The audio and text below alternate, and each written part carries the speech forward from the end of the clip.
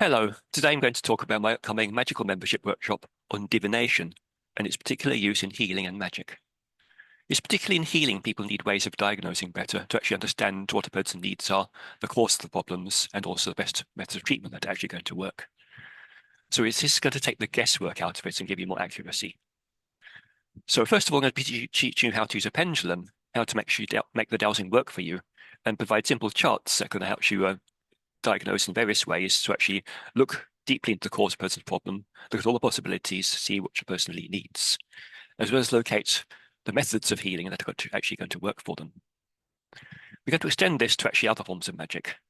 So again, take the guesswork out. You need to know what's going to work, what your blockages are, what's in the way. If we diagnose the obstacles, we can find the right sources of treatment to actually move those too.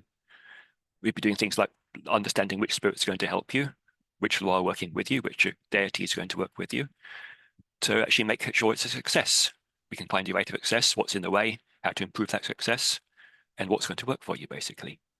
So as the pendulum divination, we're going to look at tarot, casting the bones. These are traditional methods, which provide very good information.